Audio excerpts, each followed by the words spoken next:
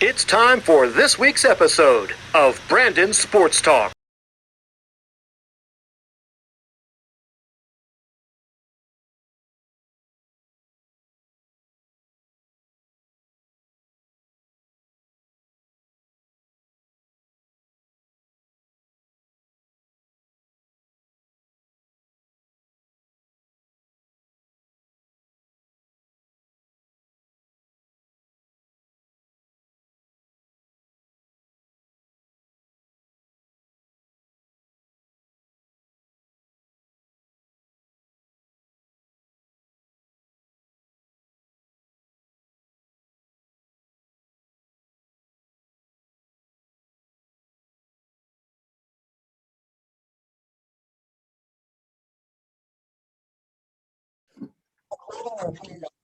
Welcome back to Brandon's Sports Talk. In today's episode, I have the privilege to interview the Canada Olympian national ice hockey player, Victoria Bach. How are you doing today?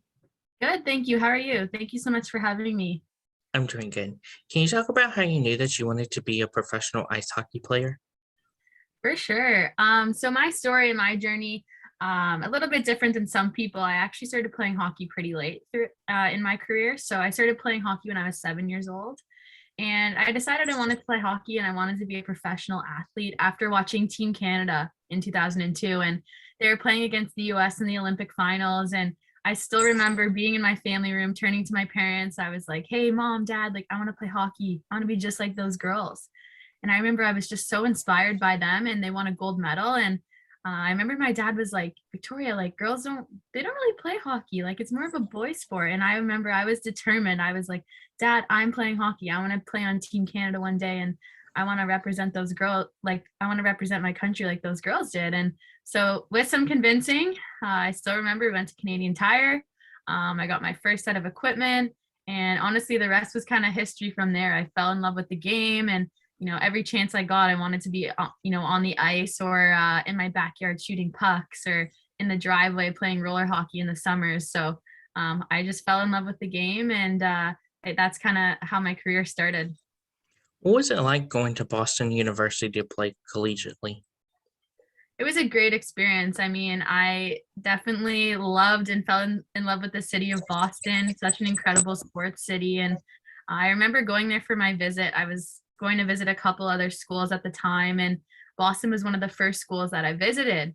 And, me and my dad went together to check out the campus. And I remember texting my mom being like, we're going to have to come back because immediately when I was on campus, I knew that that was going to be the school for me. And just being a part of that tight knit community. And I still remember my visit actually on campus. I had, athletes from other sports teams coming up to me, introducing themselves. And it just really went to show, how tight that community was there at Boston. And that was something that really interested me. And I thought it was really exciting throughout my career to be able to follow other athletes and just, the support that you get from the staff and even professors. It was really incredible there and I really enjoyed my experience. And the 4 years, it went by way too quick though. What was it like, obviously, getting to put on that red Boston jersey? It was so special. I mean, just to see the history of players that, have came before me and got the chance to play at BU and just the history of the school in general. I mean, it's an incredible hockey school and an incredible hockey town. And just the history of Boston. I mean, it was pretty special to get to put on that jersey. And I think for me, what was more special was just knowing the hard work that was put in leading up to that point. And never would I have thought, a kid from a small town, would be attending a university like Boston, with thousands of people. And I never thought hockey would take me that far. So to be able to put on that jersey and to know that, I achieved my dreams of getting an education while being able to play the sport I love was just something that was so special. And it was definitely a big moment for me and my family as well. I was actually one of the first people in my immediate family to get the chance to go to university. So I think that was pretty special. What were some of your accomplishments and what was it like whenever you scored the 100 points for the first time?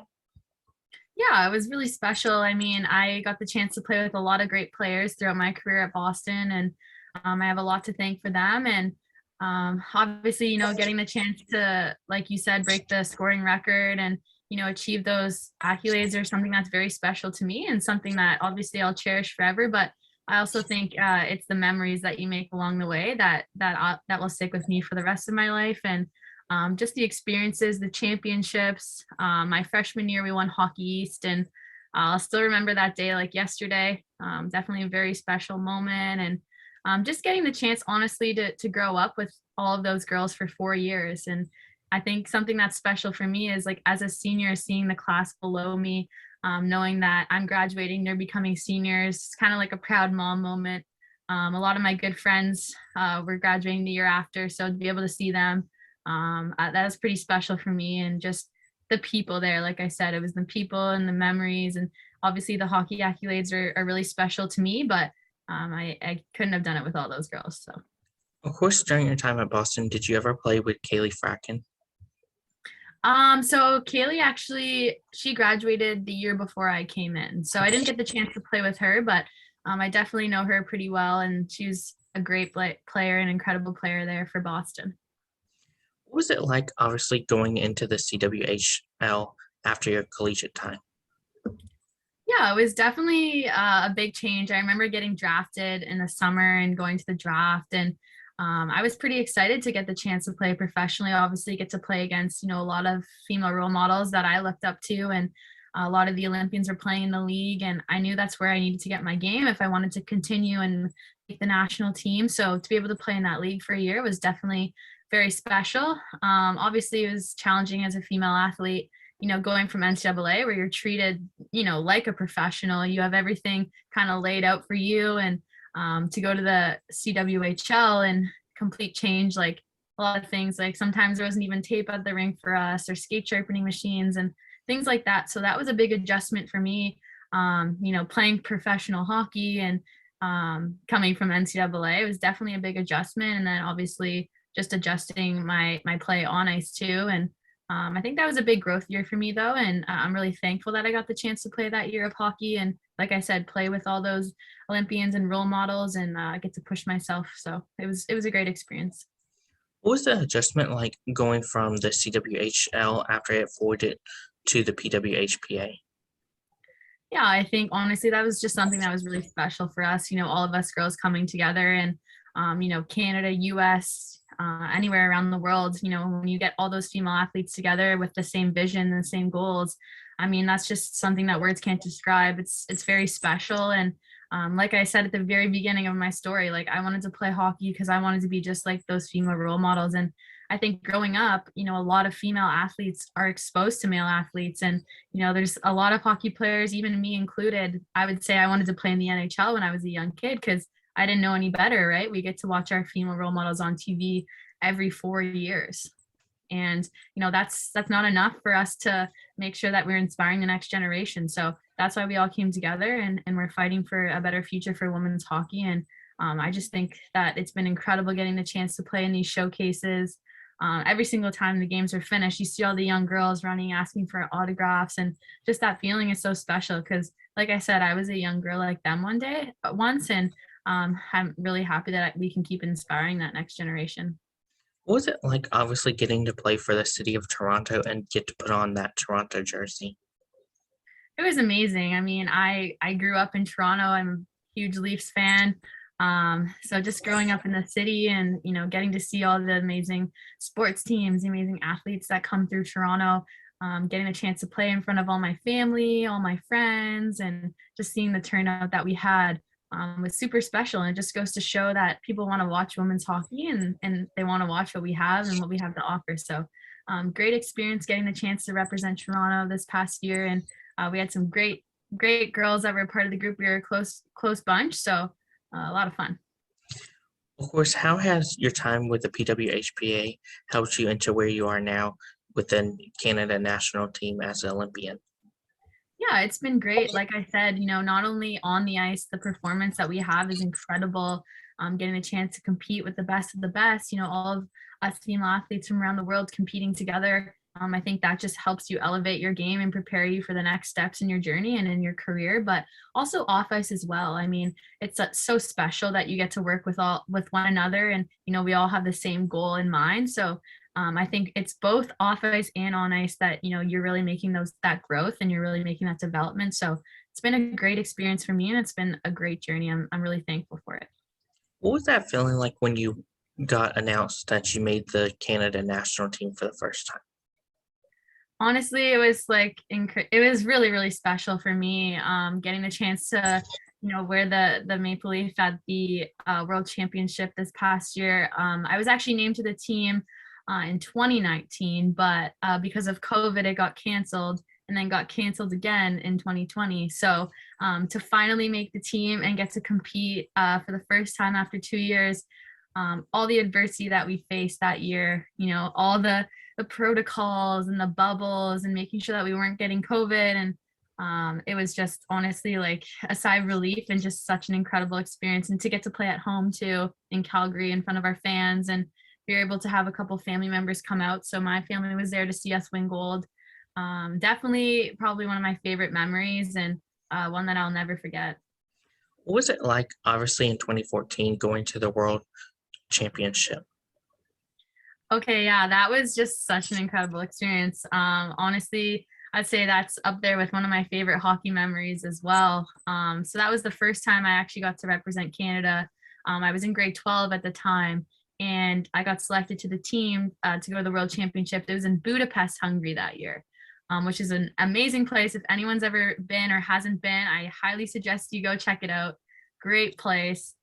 Huge. It was a huge hockey stadium at the time, and we had a lot of fans. So it was a really cool experience. And I have some great memories from that trip. We were actually we were in a water park. We were staying in a water park hotel. And I remember like all of us girls, we got together for the first time. We were all coming from our different high schools, and we were just preparing for the tournament, and we were like, oh, let's go check out the water park. Let's go check out the water slide. So our whole team, the 18 of us, 20 of us, we went in and checked out the water park. And a couple hours later, our coach comes up to us. He's like, yeah, we got a huge charge on all of your rooms. Were you in the water park? So we didn't know, but each time we swiped our card to go into the water park, they were like charging our room for it. So we definitely had a great experience there, because after we won, the hotel let us go into the water park, our whole team. So that was a great experience. It was a lot of fun, and yeah, I'll never forget that. What was it like, obviously, playing in the US and Canada rivalry game in 2019?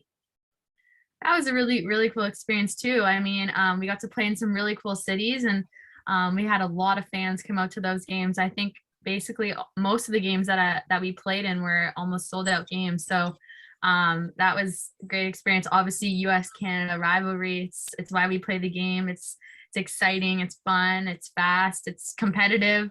So anytime we get to play against the US, on that stage and in front of all those fans, it's pretty awesome. What were some of your favorite memories playing in that rivalry game? A bunch of favorite memories. I think one that really sticks out to me is getting a chance to play in Toronto at Scotiabank Arena. We got to change in the Toronto Maple Leafs locker room. I mean, for a girl like me growing up, in that area and getting to, dress in the Toronto Maple Leafs locker room and play on that big stage with Team Canada, my goal that I had my entire life, and play in the NHL rink that you grew up going to watch the games. I think that was a pretty cool experience. I had all my family, all my friends come out and watch that, and we ended up winning that game too, which was really exciting. And I played in a couple other really cool places. We played in Victoria, which is probably my favorite memory. We got to go down to Victoria, BC, and we basically sold out the entire arena, and it ended up going into overtime that game, which is really exciting. And I just remember being on the bench before overtime, and my coach coming up to me, and he tapped me on the back, and he's like, "You're up." And I was like, "Me? Like I get to go?" And one of my teammates, I'll still never forget, they turned to me, Blair, and she's like, "We're doing this. We're gonna go score." And I hopped on the ice in overtime against the US. It was like a 2-2 game, or a 3-3 game, I'm pretty sure. And we went down on a 2-on-1, and Blair passed me the puck, and I scored a goal. And I just remember the place erupted, and it was kind of a joke by my teammates. They were like, "Victoria and Victoria." And my parents were at that game. My mom was at that game, and she said she had no idea that I even scored. She just jumped up. She knew that we won the game. She was so pumped. She said she threw her phone and it went flying down the stands. But yeah, that was pretty fun, pretty cool experience. What was it like in 2021 going to the World Championship? Yeah, it was, like I said, it was a great experience. Finally, after 2 years of a lot of uncertainty, a lot of adversity we faced, we were training. Some girls were training, in backyards and garages, and we were doing a lot of Zoom calls virtually, trying to connect as a group. Obviously, because we couldn't be together, we had to do a lot of activities virtually through Zoom, and just making sure that we're all holding each other accountable because we weren't able to be together. And I still remember like training in my garage. I was training, outside, rollerblades, everything like that. So for it to finally pay off and for us to all get the chance to come together, and after all that time, and also, it was a hard 2 years for everyone, not just, us as hockey players, but everyone out there. And to get the chance to play in front of our fans, and give them a chance to watch some great female hockey players compete. I think that was really special, and it just goes to show that with hard work and determination, you can really do anything that you want. And yeah, as long as you stick together as a group and you work hard, you can really achieve anything. Of course, in 2021, what was it like when you made the Olympic team? So yeah, for me, it was a little bit of a different experience actually. I was centralized for the Olympics, so I was with the group for the 6 months that we were together.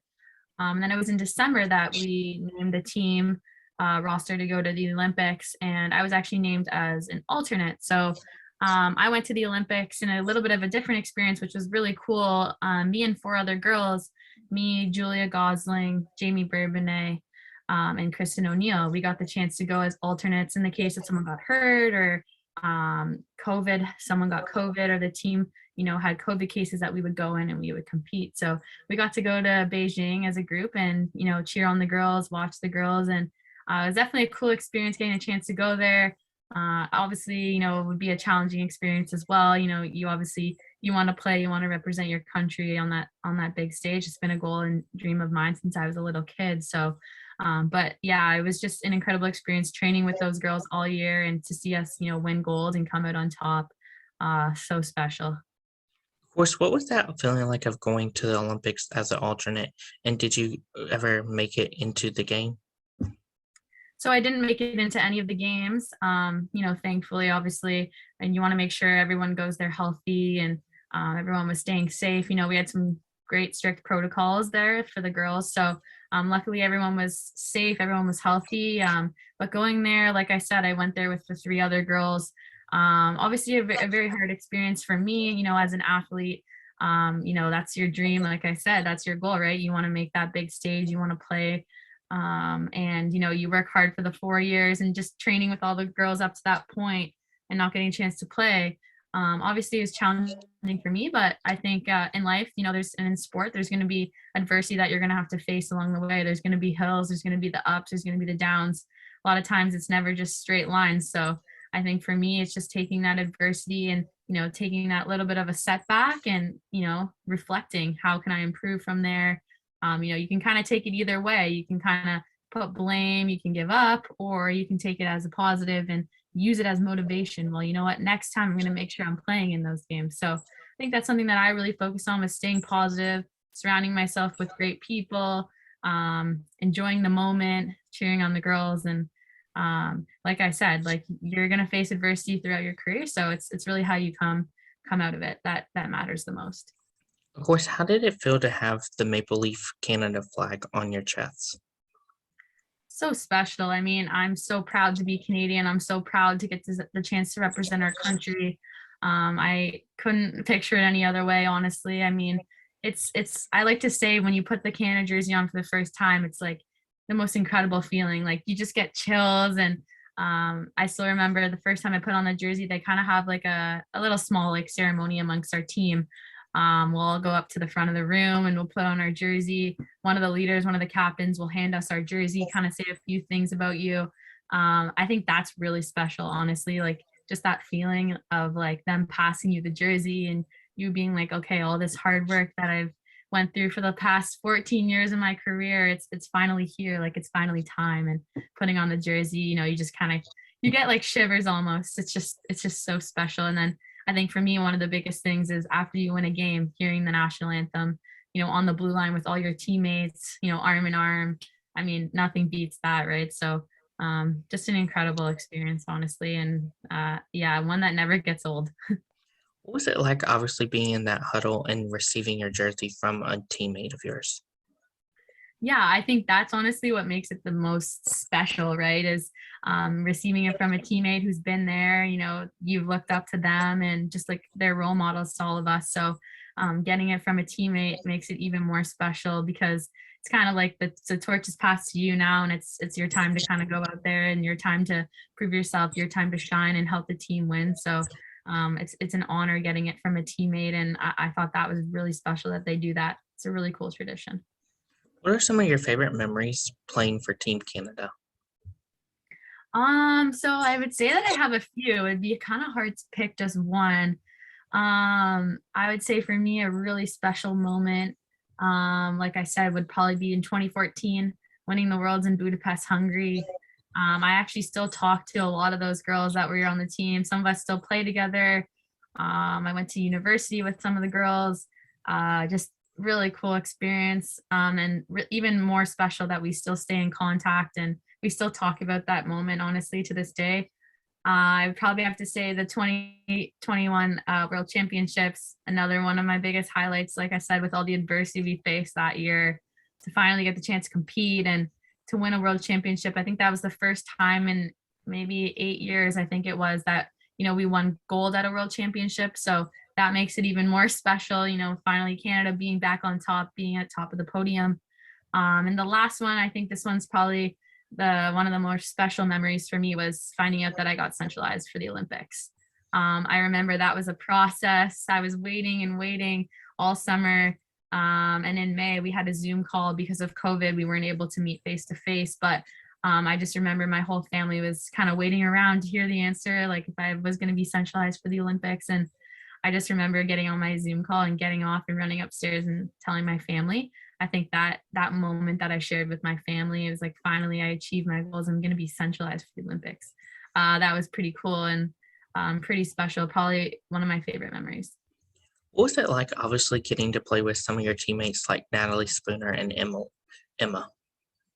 Yeah, it's been great. I mean, I actually grew up with Emma. My brother played against Emma growing up. They used to compete in hockey, so it's funny getting the chance to watch them. I remember my brother used to always he was a defense, so he's always trying to stop her, and they have some funny stories that they shared together just playing against each other. So I thought that was pretty cool that I've watched her kind of grow up and watched her play in Burlington. So got the chance to know her really well, and she's a great human, great gal. She's a lot of fun. And Spooner, actually, amazing role model to me, and she's been a great friend. And I got the chance to live with her this past year at centralization, so that was a lot of fun. We got to live in Haley Wickenheiser's house, so that's just a cool experience in itself. And we shared a lot of great memories together. So both great humans, and I love those girls. What are some of your future plans in your hockey career? For me, I have obviously the goal of playing at the Olympics, getting a chance to step on the ice with that jersey. That's still my long-term goal, and as well as getting the chance to play professionally. I think that's something that we've all been striving towards, and getting a chance where young girls can put on the jersey and play hockey as a full-time job. I mean, that's something that's so special. We all work so hard. We're great athletes. We're great role models. And I think it's time that people start to see that. And I think for me, getting a chance to play professionally and say that I was able to play for a full-time job, something that's so special, just being able to pave the way for the next generations too. Even though we might not be able to see the benefits of it, but it's the next generation that will. And to me, that's more special than anything. And I think that's one of my biggest goals that I have. Of course, what advice would you have college hockey players looking to play in college? I think first and foremost, obviously we don't like to hear it, but school, super important. Making sure that, we're studying hard, we have good grades, because for us female athletes, like, school and education is super important for us. And I think, getting the proper education that you want only really allows you and sets you up for success, but also sets you up for you being able to do something that you want to do and have a career after hockey's done, and something that really interests you and inspires you. And I would say that probably school comes first because you got to get the grades to be able to get in to go play NCAA. After that, you got to write the SATs. So that comes next, studying for the SATs or the ACTs, whichever you prefer to take. And then after that, once you get in, obviously it's keeping up with your hockey skills. And I think once you get to the NCAA level, from playing high school hockey, making the transition, the biggest thing on ice is the on ice speed. So the game is quicker, it's played quicker, it's more physical. You have way less time than you do when you're playing high school hockey. So I think it's just really adjusting to all of that and, reaching out to people who have played NCAA, seeing if you can get some advice from them and just really preparing as much as you can. And I think time management is a big one too. So. What advice would you give college hockey players looking to go play in the PWHPA? Yeah, I think that it's absolutely incredible if you can continue to play your career and, play in a league where, we're valued and get the chance to play the game that you love full time. I mean, nothing is better than that. I mean, we all play the sport because we love it. So I would say, for sure, come on over. It's some great hockey. It's a lot of fun too. And we play at some amazing places. We've been playing in front of some great crowds and just goes to show that we want to all continue to grow the game and, make something really special here. So, I definitely encourage them to, if they want to continue playing, to come play with us. What advice would you give future professional athletes looking to represent Team Canada on the national level and one day go to the Olympics? My best advice, honestly, that I can give them is to be a good person. I think obviously it's important, that you're a good player on the ice, but a lot of it is character as well. I think one of the best words of advice and piece of advice that I've heard from someone is people always remember how you make them feel.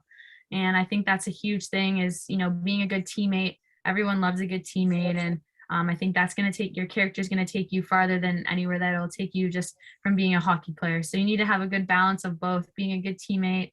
And with that comes having fun. For me, like I said at the beginning, 4 years goes by so quick at university. So it's making sure that you're having fun. You're enjoying every moment. You're not taking anything for granted. And like I said, it's going to be the memories that you'll remember for the rest of your life. Like I still remember that water slide incident I'm explaining to you from my under 18 Team Canada year. So those memories you're going to cherish for the rest of your life. So just enjoy every moment, work hard, and have fun. That's great advice. Where can my listeners find you at on social media? So both of my social medias, Twitter, Instagram, it's all VBach 21. So that's VEEBACH 21. So you can find me there on Instagram. You can find me on Twitter, both under the same handle. I actually have TikTok now, recent TikToker. I think that's Victoria Bach 12. Thank you again, Victoria Bach, for your interview, and best of luck in your future with Canada's national team. Thank you so much. Thank you for having me. I really appreciate it. It was a lot of fun. Thank you. You can find Brandon Sports Talk on Facebook at Brandon Sports Talk, Instagram at Brandon Sports Talk, Twitter at Talk_Brandon, and you can find me on YouTube at Brandon Sports Talk. Don't forget to like, comment, and subscribe. Thank you again, Victoria Bach, for your interview, and best of luck in your future.